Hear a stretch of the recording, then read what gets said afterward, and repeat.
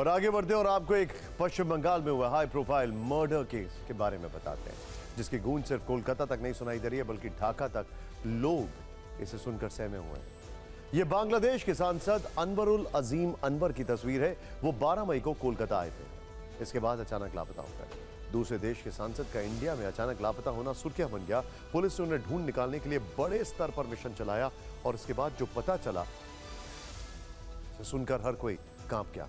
कोलकाता में उनकी बेरहमी से हत्या कर दी गई है। उनकी हत्या क्यों हुई, इसमें हनी ट्रैप एंगल क्या है, दोस्ती में दगाबाजी और 100 करोड़ गोल्ड वाली मिस्ट्री क्या है, बारी बारी से सब बताएंगे। उससे पहले ये रिपोर्ट देखिए जिसमें कसाई कनेक्शन सबसे ज्यादा दहशत पैदा करने वाला है। हरे रंग के सूटकेस में बांग्लादेश के सांसद अनवरुल अजीम अनवर के शव के अनगिनत टुकड़े थे। इतने कि ये सच जानकर पुलिस भी दंग रह गई। ये ब्रीफकेस का सीसीटीवी वीडियो पुलिस को कोलकाता के न्यू टाउन एरिया के एक अपार्टमेंट से मिला। उनके शव के टुकड़े किसने किए, तो सबसे पहले इस किरदार से मिलिए। नाम जिहाद हवलदार। 2 महीने पहले बांग्लादेश से मुंबई लाया गया पेशेवर कसाई, जो सांसद अनवरुल अजीम अनवर के शव के कई टुकड़े करने के लिए बाद में मुंबई से कोलकाता बुलाया गया था। ये इस वक्त कोलकाता पुलिस की गिरफ्त में है और पश्चिम बंगाल के भांगर में आज पुलिस कसाई जिहाद हवलदार को उस जगह लेकर पहुंची जहां उसने शव के टुकड़े किए, कुछ यहीं आसपास फेंके और बाकी के इसी हरे रंग के ब्रीफ केस में भर दिए। ये काम इतने भयानक तरीके से किया गया कि उसके बारे में हम विस्तार से बता भी नहीं सकते। कोलकाता के अलग अलग जगह पे इनका बॉडी जो है, बॉडी पार्ट्स जो है उसको यहाँ पे फेंक दिया गया। बड़ा सा कॉम्प्लेक्स है, जो कॉम्प्लेक्स में यहाँ पे एक फ्लैट है जहाँ पे ये पूरा घटना को अंजाम दिया गया था। यही वो बागजोला खाल है जहाँ पे उसका बॉडी का कुछ अंश फेंका गया है। तो पूरी तरीके से यहाँ से कुछ बॉडी पार्ट्स फेंके गए थे और कहीं जगह है जहाँ पे फेंका गया था। तो सीआईडी इसको ढूंढने की कोशिश कर रहा है। पुलिस के पास पुख्ता सबूत हैं कि ये हत्या सांसद अनवरुल अजीम के बचपन के दोस्त अख्तर रज्जामन शाहीन ने कराई थी। पुलिस के मुताबिक मास्टरमाइंड यही था और इसने पूरी साजिश के लिए 5 करोड़ की सुपारी दी थी। कत्ल की योजना बनाने के बाद कोलकाता से 10 मई को ढाका लौट गया था। जब सांसद के लापता होने की खबर देश भर में सुर्खियों में आई तो वो 18 मई को भारत से होता हुआ नेपाल गया, फिर 21 मई को नेपाल से दुबई के लिए रवाना हुआ और 22 मई को दुबई से अमेरिका चला गया। हम लोगों ने ये जो फ्लैट है लोकेट किया है and we are trying our level best कि इस केस को जितनी जल्दी से जल्दी हो सके डिटेक्ट किया जाए। अभी ये मैटर सीआईडी इन्वेस्टिगेट कर रही, बहुत जल्दी जब सब कुछ खुल हो जाएगा तो सब बता दिया जाएगा। सवाल है कि दोस्त ने ही बांग्लादेश की सत्ताधारी पार्टी के सांसद की हत्या क्यों कराई, तो इसमें गोल्ड वाला एंगल सामने आ रहा है। हत्या के पीछे गोल्ड स्मगलिंग के पैसे के बंटवारे से जुड़ा विवाद है और मृतक सांसद अनवरुल पर भी गोल्ड स्मगलिंग के आरोप लगे हैं। रवि दत्ता, कोलकाता, TV9 भारतवर्ष। अनवरुल बांग्लादेश में अवामी लीग के सांसद थे। वो कोलकाता पर्सनल विजिट पर आए थे, लेकिन उनके बचपन के दोस्त ने उनकी यहां हत्या करा दी। 2 सुपारी किलर्स फैजल और मुस्तफिजुर के जरिए उन्हें बेरहमी से मौत के घाट उतार दिया, ऐसा आरोप है। इस हत्याकांड में बांग्लादेश के ही रहने वाले कसाई की पहली गिरफ्तारी हो चुकी है। जिस दोस्त को मुख्य साजिशकर्ता बताया जा रहा है वो मूल रूप से बांग्लादेश का ही रहने वाला है और उसके पास अमेरिका की नागरिकता है। लेकिन इस हत्याकांड में हनी ट्रैप एंगल भी सामने आया। बांग्लादेश की पुलिस और कोलकाता की सीआईडी दोनों मिलकर इस पहलू से भी जांच को आगे बढ़ा रहे हैं। सांसद अनवरुल बांग्लादेश के झिनईदह से सांसद थे। मास्टरमाइंड अख्तर रज्जामान शाहीन भी यहीं का रहने वाला था। दोनों बचपन से दोस्त थे और कोलकाता में दोस्त शाहीन ने उनकी हत्या के लिए हनी ट्रैप का जाल बिछाया था और इसके लिए ही सांसद को बाकायदा ढाका से पश्चिम बंगाल बुलाया था। बांग्लादेशी एमपी अनवरुल अजीम अनवर की हत्याकांड में नया पहलू सामने आ रहा है। इस वक्त हम लोगों को जो पता चल रहा है, एक लड़की जो अख्तर जमान के गर्लफ्रेंड थे उनको बांग्लादेश से गिरफ्तार कर लिया गया है, जो कि ये बांग्लादेशी एमपी अनवर को हनी ट्रैप में फंसाने की काम कर रहे थे।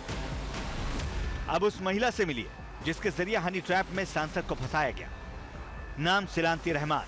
आरोप है कि कोलकाता में इसी महिला से सांसद अनवरुल मिलने के लिए न्यू टाउन इलाके के एक अपार्टमेंट में आए थे। यहाँ सिलांती पहले से एक फ्लैट में कुछ दिनों से रह रही थी। पुलिस को शक है कि सांसद के फ्लैट में जाने के बाद ही उसने 2 सहयोगियों के साथ मिलकर उनकी हत्या करा दी। ये जो 2 सीसीटीवी कैमरास है यहीं से साफ हुआ था कि वो 4 लोग अंदर गए थे और 3 लोग बाहर आए थे। लेकिन जो जिहाद हवलादार जिसको गिरफ्तार कर लिया गया है मुंबई से, आरोपी महिला सिलांती रहमान के बारे में पुलिस को जांच में पता चला है कि यह मास्टरमाइंड शाहीन की करीबी है और हत्या के लिए 5 करोड़ की सुपारी में इसे सबसे बड़ी रकम दी गई थी। पुलिस को इस महिला की सरगर्मी से तलाश है। रवि दत्ता, कोलकाता, TV9 भारतवर्ष। ऐसी खबरें हैं कि वारदात को अंजाम देने के बाद 15 मई को ही आरोपी महिला सिलांती रहमान वापस बांग्लादेश लौट गई थी। वहां से आज की खबर है कि बांग्लादेश पुलिस ने उसे गिरफ्तार कर लिया है। मुख्य आरोपी और 2 सुपारी किलर्स तक भी पहुंचने की कोशिश है।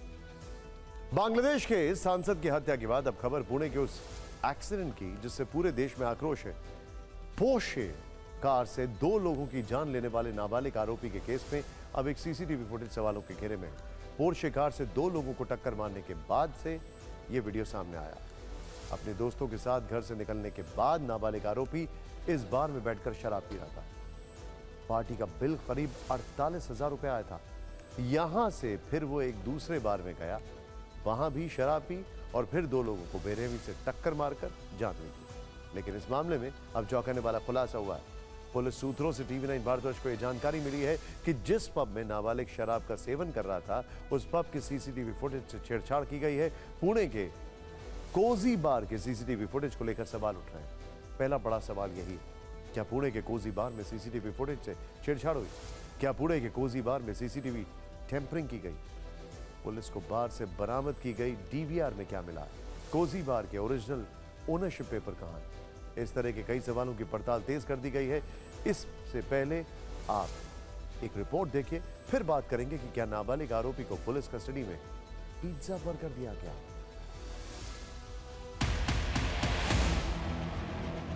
My son is in the detention center. Please, I request Police Commissioner to please protect him. Please protect him. Please. नाबालिग आरोपी की मां पुलिस कमिश्नर से उससे बचाने की अपील कर रही है। लेकिन इस बीच ऐसा लग रहा है कि कोई तो है जो इस पूरे केस में सिस्टम से खिलवाड़ कर रहा है। TV9 भारतवर्ष को पुलिस सूत्रों से जानकारी मिली है कि पुणे के कोजी बार का सिर्फ एक ही सीसीटीवी फुटेज सामने आया है। इसके अलावा एक और सीसीटीवी फुटेज है जिसमें गहरे राज दफन है और उस फुटेज से छेड़छाड़ की गई है। पुलिस सूत्रों का दावा है कि कोजी बार का एक सीसीटीवी फुटेज गायब किया गया। पुलिस जांच में कोजी बार से जुड़े दस्तावेज भी नहीं मिले। बार के मालिकाना हक के असली पेपर भी नहीं मिले। बार मालिक और कर्मचारी पुलिस के शक के दायरे में है। आरोपी के ब्लड सैंपल के रिपोर्ट का भी पुलिस को इंतजार है। TV9 भारतवर्ष को पुलिस सूत्रों से जो पता चला है वो बेहद ही हैरान करने वाला है। अगर इसमें जरा भी सच्चाई है तो इसका मतलब है कि इस केस में जरूर कोई आरोपी को बचाने की कोशिश कर रहा है। पुलिस पर भी दबाव है। हमने बताया सभी एंगल से हम इस मैटर को इन्वेस्टिगेट कर रहे हैं और हम पूरी तरीके से इसको एक स्ट्रॉन्ग केस बनाएंगे। फिलहाल पुलिस ने आरोपी के घर का सीसीटीवी फुटेज और आरोपी के पिता का मोबाइल जब्त कर लिया है। वहीं कोर्ट ने भी सभी आरोपियों को 7 जून तक के लिए न्यायिक हिरासत में भेज दिया है। इस पूरे मामले में जांच कर रही टीम को कोजी पब का DVR हाथ लगा है और उस DVR को लेकर खबर यह है कि सीसीटीवी फुटेज के साथ में छेड़छाड़ की गई है। ऐसे में एक्सपर्ट की टीम के साथ में कोजी पब के सीसीटीवी फुटेज को नए सिरे से खंगाला जाएगा ताकि ये पता चल सके कि वाकई में क्या सीसीटीवी फुटेज के साथ में टेम्परिंग की गई है या नहीं। इस खबर में बड़ा अपडेट यह है कि पुणे पुलिस कमिश्नर ने यरोड़ा पुलिस स्टेशन के 2 पुलिस वालों को सस्पेंड कर दिया है जो घटना के दिन पुलिस स्टेशन में ड्यूटी पर तैनात थे। लेकिन क्या आप जानते हैं कि सड़क हादसे में हर साल कितने लोग अपनी जान गंवा देते हैं? यह आंकड़ा बेहद हैरान करने वाला है। NCRB की रिपोर्ट के मुताबिक साल 2022 में 4,46,000 से ज्यादा सड़क दुर्घटनाएं हुई। साल 2022 में 1,71,000 से ज्यादा मौतें हुई।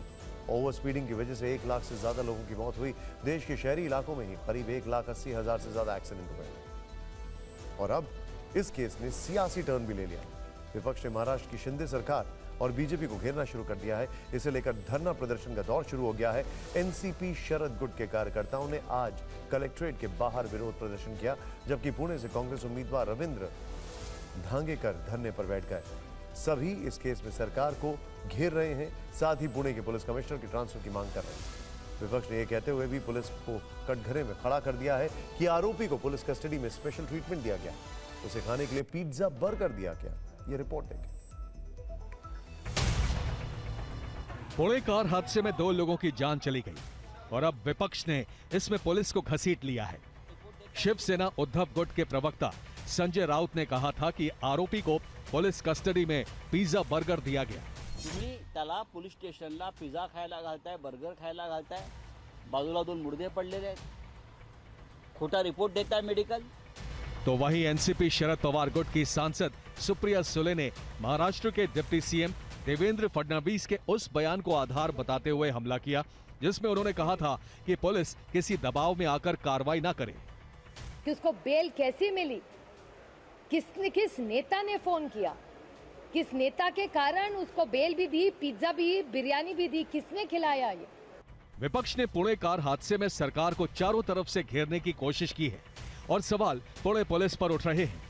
इन सवालों को लेकर पुणे पुलिस का भी एक्शन देखने को मिला, इसलिए पुलिस स्टेशन के अंदर लगे सीसीटीवी फुटेज को जब्त कर लिया गया है और एक एसीपी स्तर के अधिकारी को लापरवाही बरतने और वीवीआईपी ट्रीटमेंट देने के मामले की जांच की जिम्मेदारी सौंपी गई है। क्रोनोलॉजिकली जो एविडेंस जरूरी थे वो एविडेंस इकट्ठा किए गए हैं। उदाहरण के तौर पे जब वो घर से निकला था, उसके घर के सिक्योरिटी गार्ड के पास की जो रजिस्टर है उसमें पहली एंट्री है कि ये लड़का, ये आरोपी ये गाड़ी लेके निकला है। पुलिस निष्पक्ष जांच का दावा कर रही है, लेकिन दूसरी ओर इस हादसे को लेकर सियासत भी चरम पर है।